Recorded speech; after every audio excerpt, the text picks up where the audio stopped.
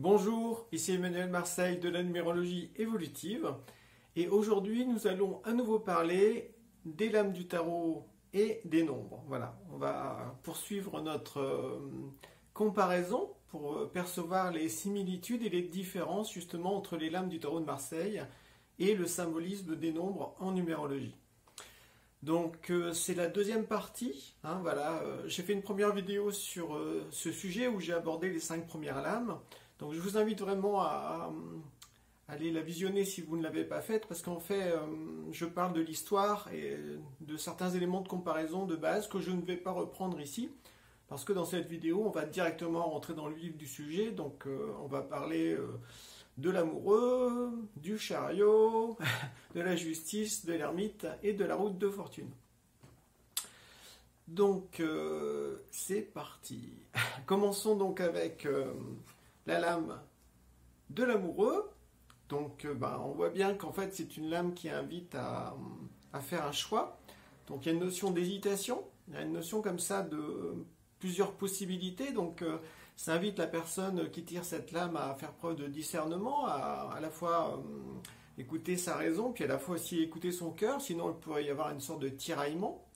Donc même si la carte l'amoureux, on va dire, fait directement référence au domaine amoureux, en fait c'est plutôt les valeurs du cœur en fait qui sont concernées, parce que ça peut aussi toucher le travail, un projet, nos aspirations profondes, mais aussi nos désirs, bref, plein de choses qui en fait demandent à être conscientisées, parce que sinon on peut être dans le flou, on peut être aussi dans une influence extérieure. Certaines personnes pourraient nous dire ce qu'il faut faire ou pas, etc.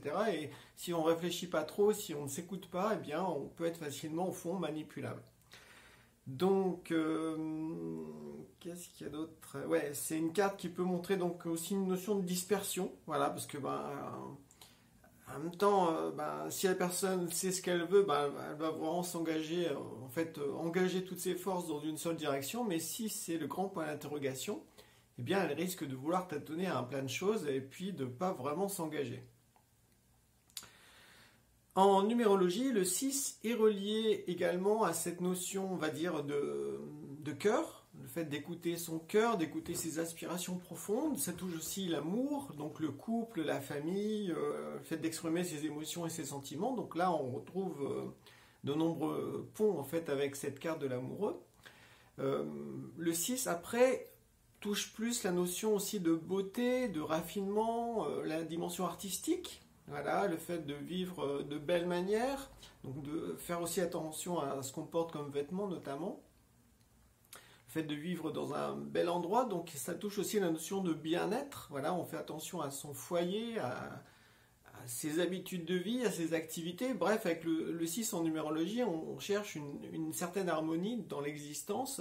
Et donc on va essayer de planifier un petit peu tout ce que l'on a à faire pour que tout se goupille bien. Donc avec le 6, il y a aussi la notion de maturité, de responsabilité. Voilà, donc c'est un nombre qui invite, qui n'a pas peur justement de s'engager à la fois dans une relation amoureuse ou dans un projet ou dans un nouveau pan de sa vie. Voilà, c'est quelqu'un qui a une certaine profondeur intérieure, le 6, et qui vise quand même, voilà, le fait de vivre de façon juste et équilibrée. Avec le 6, on peut aussi y additionner, on va dire, la dimension du service, le fait de ressentir qu'on a un certain devoir vis-à-vis de son prochain. Donc ça peut aussi basculer vers la compassion, vers le conseil, vers l'entraide. Il y a toute une dimension en fait de psychologie qui est aussi avec le nombre 6 qui est intéressante à connaître. Donc voilà un petit peu pour cette comparaison. On passe maintenant au chariot. Donc là, c'est la lame 7. Donc on voit vraiment là, comme c'est un chariot, ça fait référence à l'action, le fait d'avancer. Donc c'est une carte qui montre à la fois le fait que voilà, après avoir pris sa décision avec l'amoureux, eh bien voilà, on engage ses forces, son attention dans une direction. Le fait qu'il y ait à la fois un cheval rouge et un cheval bleu, c'est comme si c'est une invitation aussi à associer le spirituel, donc c'est-à-dire des idéaux, enfin quelque chose des pensées élevantes, avec le cheval bleu, puis en même temps la volonté. Voilà, donc faut engager son énergie, sa force aussi couplée à ça. Sinon, il peut y avoir aussi une sorte de tiraillement entre des aspirations élevées et puis la vie matérielle classique. Mais généralement, le chariot est relié à la notion de maîtrise de soi. Donc c'est comme si, voilà. D'ailleurs, le personnage a une couronne et un sceptre, c'est-à-dire qu'il c'est une invitation vraiment à maîtriser sa vie, donc à être l'auteur de sa destinée. Donc ça, c'est fort. Donc il y a vraiment aussi la notion de libre arbitre. Voilà. Cette personne, c'est elle qui décide. Et donc ça montre vraiment, on va dire, c'est une carte qui montre un aspect positif par rapport à la question de la personne qui l'attire, qui montre que voilà, c'est en bonne voie, il faut persévérer, donc allez, on y va, go. En numérologie, le nombre 7, c'est pas du tout ça, parce qu'en fait, si vous pensez au 7, ben vous pensez aux 7 couleurs de l'arc-en-ciel, vous pensez aussi aux 7 jours de la semaine, ou aux 7 planètes traditionnelles, ou encore aux 7 chakras. Donc ça touche beaucoup à la notion de sagesse, d'ordre céleste, universel. Donc il y a une notion de spiritualité qui est très forte là-dedans avec le nombre 7. Donc ça touche aussi la pensée, ça touche aussi le discernement, la réflexion, l'analyse, les études, les recherches. Donc on est plus avec le nombre 7 dans le pôle mental, alors qu'avec le chariot, on est plutôt dans l'aspect volontaire. Hein. Voilà, on fonce, on y va, et puis on a confiance en soi. Donc on n'est pas du tout sur le même registre là, dans cette comparaison entre le chariot et puis le nombre 7. Le 7, lui, il cherche plutôt la sérénité, la paix intérieure, le détachement aussi, éventuellement de certaines personnes ou de certaines choses qu'il a vécues. Donc il fait preuve aussi de pardon, voilà, il prend du recul, il tire beaucoup de leçons pour devenir plus sage. Donc là, on est dans une dimension plutôt intérieure aussi avec le 7. Ça, à la fois, je le disais dans la première vidéo, ça fait référence à la papesse, qui est vraiment dans cette dimension de féminin intérieur sacré. Mais le 7 fait aussi référence à l'ermite, voilà, parce que avec le 7, on est seul souvent face à soi-même. Donc c'est aussi une invitation à méditer, à rentrer en soi, pour faire le point, et puis percevoir qu'est-ce qui est vrai, qu'est-ce qui est faux, qu'est-ce qui est essentiel, qu'est-ce qui est accessoire, ben voilà. Un tas de questions aussi existentielles, parce que le nombre 7 veut répondre aux questions existentielles pour trouver le sens de sa vie sur Terre. Vous voyez, donc on n'est pas dans l'énergie du chariot par rapport à ça. Maintenant, on bascule sur la justice, la 8e lame. Donc là, eh bien, c'est un personnage qui est bien posé, donc qui tient une épée, donc ça fait preuve de discernement. Il tient aussi une balance, ça signifie le fait d'apprécier les situations à leur juste valeur. Donc la justice, ça veut dire qu'il faut être juste à la fois dans son attitude, dans ses réflexions. Donc il y a une notion comme ça de profondeur, et en même temps le personnage nous regarde droit dans les yeux, hein, donc notion comme ça d'être franc, d'être intègre. Ça touche aussi cette carte, la notion de karma et de justice, voilà, donc une invitation aussi à être responsable. Et donc à accepter aussi les conséquences de ses faits et gestes, les conséquences de ses pensées, de ses paroles, de ses actions. Donc, ouais, globalement, c'est une carte qui invite à faire preuve d'une bonne volonté, voilà, en conscience. Donc, il y a une notion comme ça on vise l'action juste, voilà, de façon à se sentir en équilibre, en fait, avec l'univers, en quelque sorte, en phase, voilà, avec ce qui est vrai, avec ce qui est vrai, ce qui est juste et bienveillant. C'est une carte qui invite aussi à reconnaître sa valeur. Il faut peser ses actes pour reconnaître le bien que l'on a accompli également. Et aussi, éventuellement, ses erreurs, etc. pour, là encore, en tirer des leçons pour devenir meilleur la prochaine fois. Donc au niveau du nombre 8, en numérologie, il y a tous ces aspects-là qui sont présents. Donc cette dimension de justice, de karma, de responsabilité, d'intégrité, de droiture. Voilà, le 8 en numérologie, c'est quelqu'un d'entier, voilà, donc qui affirme ses positions, qui a un objectif aussi, qui est très volontaire aussi. Donc associé à ça, le 8 montre aussi le besoin d'utiliser son libre arbitre, de faire preuve d'héroïsme, voilà, donc de se transcender, être prêt vraiment à se transformer aussi, à changer radicalement de vie. Une notion comme ça d'engagement à 100%. Où il y a vraiment un basculement qui peut s'opérer avec le nombre 8 très fort. Il y a avant et après, et on ne reconnaît plus la personne. Donc là-dedans, il y a aussi la maîtrise de soi qui intervient. Le 8 fait aussi référence à tout ce qui touche à l'énergie, à l'argent, à la sexualité, au sport, donc le fait de se sentir en vie en quelque sorte, donc ça va, c'est autre chose que la carte de la justice. Et puis avec le 8, il y a la notion de saisir son pouvoir personnel, à savoir ressentir qu'en tant qu'esprit, on a un pouvoir sur la matière. C'est-à-dire qu'on est capable de faire certaines choses, on est capable de dépasser des limites, de se transcender, voilà, donc en quelque sorte aussi de ressusciter dans sa conscience. D'ailleurs, le 8 est relié au Christ, donc à cette mort et à la renaissance, c'est très important, la renaissance concrète à plein de niveaux. Donc c'est un nombre très fort, voilà, ouais, qui repose beaucoup sur l'engagement et puis le fait de saisir aussi sa valeur, hein, comme la justice en fait là de ce côté-là, et d'utiliser son libre arbitre pour faire les bons choix et se mettre au service du bien. Parce que le 8 en négatif peut vraiment basculer dans l'abus de pouvoir, dans l'immoralité et aussi la manipulation. Donc il faut qu'il veille à ne pas tomber dans ses travers. On bascule maintenant sur l'ermite, donc la 9e lame du tarot. Donc là, c'est un personnage qui est assez âgé, donc ça montre une certaine sagesse de vie, en quelque sorte. Il est tourné vers la gauche, donc c'est plutôt la dimension intérieure, c'est-à-dire qu'il met vraiment la lumière avec sa lanterne sur toutes les expériences du passé pour justement tirer un maximum de leçons et devenir vraiment sage par rapport à l'existence. Donc c'est une carte qui montre la notion de prudence, de patience, voilà, donc... on avance vraiment tout doucement avec sa lanterne, mais en même temps, chaque pas est conscientisé, chaque pas est important. On sait où on va, en quelque sorte. Et donc là, on devient plus mûr aussi, plus mature.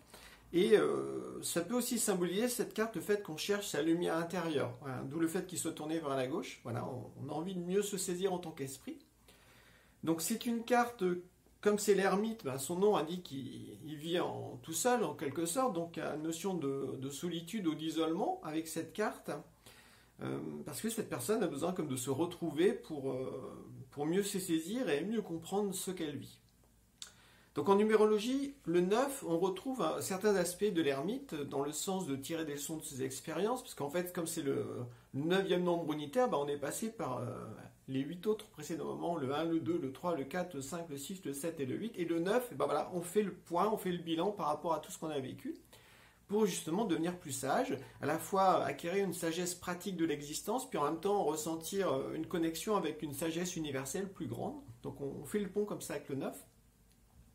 Le 9 est aussi relié à la notion de détachement, ça peut être un nombre qui symbolise le fait de se détacher de certaines personnes, parce que voilà, on a fini de vivre ce qu'on avait à vivre avec elles. Et on passe à autre chose. Voilà, ça peut être aussi la fin de certaines activités ou d'un certain projet ou d'un certain pan de vie. Donc tout ça, c'est aussi relié au 9. Ce qui s'ajoute par rapport à la carte de l'ermite, c'est que le 9 est beaucoup relié à la fraternité, à la notion de groupe également, donc de communauté, d'altruisme, d'humanisme, le fait de tendre la main vers son prochain, de s'oublier, de faire preuve donc de compassion, d'empathie, voilà, de ressentir la souffrance des autres et de s'oublier pour vraiment se mettre à leur service pour qu'ils aillent mieux. Donc il y a toute cette dimension du cœur, d'amour du prochain, de fraternité, tout ça qui est très forte avec le nombre 9. Ce qu'on voit aussi avec le nombre 9, comme c'est le dernier nombre unitaire, ça peut être aussi le symbole de la réussite, de la victoire, parce qu'après avoir fait plein d'efforts, eh bien voilà, les fruits apparaissent vraiment. Et voilà, ça... on en bénéficie, tout comme on en fait aussi bénéficier les autres. Le 9, comme son nom l'indique, quoi de neuf? C'est-à-dire que c'est aussi une invitation à s'ouvrir au futur, à de nouvelles choses. Voilà, donc c'est comme si après avoir tiré des leçons du passé, on apprécie mieux le présent, et là, ce qui fait que le futur peut mieux se percevoir, se dessiner. Donc c'est un nombre aussi qui peut montrer une certaine inspiration. Voilà, on peut avoir des images, des ressentis, qui nous montrent après maintenant quelle va être la prochaine étape dans notre évolution. Donc voilà un petit peu pour le nombre 9. Et pour terminer, nous parlons de la carte La roue de fortune, la 10e lame, qui montre voilà, une roue. Donc c'est un rouet, donc ça peut tourner dans un sens ou dans l'autre. Donc c'est une carte qui montre que dans la situation qui préoccupe la personne qui a tiré la carte, eh bien il y a une notion soit d'évolution, soit d'involution. Ça dépend, voilà, donc ça peut être chanceux, ça peut être aussi... ça peut montrer une réussite qui est juste ou éphémère, voilà, ou au contraire un manque de chance. bref, ça montre comme ça diverses possibilités. Donc le personnage du dessus, il invite vraiment au contraire à arrêter de tourner en rond, donc à ne pas attendre que la vie on va dire, nous mène dans une direction ou une autre, mais aussi à faire preuve aussi d'une certaine volonté pour s'engager dans la bonne direction. Tout en acceptant aussi, bien sûr, que ce que la vie nous propose, ça va être aussi source d'enseignement et riche dans... Voilà, et à condition, bien sûr, d'en tirer des leçons. On peut aussi tout voir, en fait, comme quelque chose de bénéfique, parce qu'au fond, même si c'est désagréable ou agréable, au fond, ça va nous faire évoluer. Voilà, donc après, c'est quel état d'esprit on porte par rapport à ça. Donc si on est dans les personnages qui sont attachés à la roue, qui tournent en rond, effectivement, on peut tourner en rond dans nos têtes, ou dans nos relations, ou dans nos schémas, ou dans nos habitudes de vie. Alors que si on prend de la hauteur et on devient le personnage du dessus, là, c'est comme si, comme il a une couronne, eh bien, c'est comme si il maîtrisait davantage sa vie, puis il a une épée, donc il discerne ce qui est important ou pas. Voilà. Donc il y a une notion comme ça d'adaptabilité en même temps aux circonstances de la vie, mais en même temps de faire des choix avec cette carte. Le nombre 10 en numérologie fait référence à la tétractis, donc c'est un symbole sacré des pythagoriciens. Voilà, donc la tétractis, qu'est-ce que c'est? En fait, ce sont l'association des 4 nombres unitaires. Donc le 1, on va dire souvent c'est représenté sous la forme d'un triangle. Donc il y a une première boule, ensuite il y a 2 boules en dessous, ensuite il y a 3 boules, et après il y a 4 boules. Donc ça nous fait un triangle. Donc la première boule, on va dire, montre, l'impulsion, la création. Les 2 boules en dessous, c'est au contraire, c'est que voilà, on vit dans un monde de polarité, il y a le jour et la nuit, un petit peu comme dans la lame de la roue de fortune, voilà, il y a le jour et la nuit, le masculin et le féminin, etc. Donc il y a une sorte d'équilibre à trouver. Les 3 boules en dessous, c'est l'aspect spirituel avec la Trinité, en quelque sorte, et puis les 4 boules en dessous, eh bien, ça fait référence au corps physique, au terrestre et à la matière. Donc le tétractis, le 10 en numérologie, est un nombre parfait. D'ailleurs, l'être humain, il a 10 doigts. Voilà, donc c'est directement un nombre lié à l'être humain. Ensuite, quand on pense on va dire la naissance d'un enfant, pendant 9 mois, il s'est comme construit dans le ventre de sa mère, puis au 10e mois, eh bien, hop, il naît au monde physique. C'est un peu ce que représente aussi le 1 et puis le 0. Le 0, ça veut dire qu'on sort d'un cycle, voilà, et on va renaître à quelque chose de totalement nouveau, donc avec le 1. Donc ça montre aussi qu'il faut accepter de se démarquer de la conscience collective pour vraiment être soi-même. Voilà, il faut s'affirmer, il faut montrer sa différence, son originalité. Donc ça demande de faire preuve de courage, d'initiative, de volonté, voilà, donc d'avoir foi en soi, foi en ses capacités, foi en son jugement. Donc c'est une carte très, au fond, le 10 est très masculin, voilà, donc dans le sens de c'est soi-même avec notre force intérieure qui faisons l'effort de sortir d'une bulle ou d'un univers pour renaître à autre chose. Ouais, et puis donc le 10, en numérologie, on le réduit toujours au 1, donc c'est vraiment relié aussi au soleil, au fait de rayonner qui l'on est dans son originalité, puis le fait de se saisir soi en tant qu'esprit. Donc là encore, ça touche la notion de libre arbitre, voilà, pour ne pas subir, on va dire, les influences extérieures, mais au contraire, prendre sa vie en main et donc sortir du zéro. En fait, en numérologie, on appelle ça un œuf. Il faut éclore de l'œuf en quelque sorte, ou sortir de l'œuf, voilà, pour être vraiment soi-même. C'est-à-dire s'assumer, se saisir en tant qu'esprit, puis vraiment avoir conscience de soi dans son originalité, dans sa différence en fait. Voilà. Sans pour cela rejeter les autres. Voilà, une sorte d'équilibre à trouver. Donc voilà ce que j'avais à vous partager sur ces 5 lames du tarot et les 5 nombres correspondants, voilà, en parallèle. Je vous souhaite à présent une bonne journée et au plaisir de vous revoir dans une prochaine vidéo. Bye bye.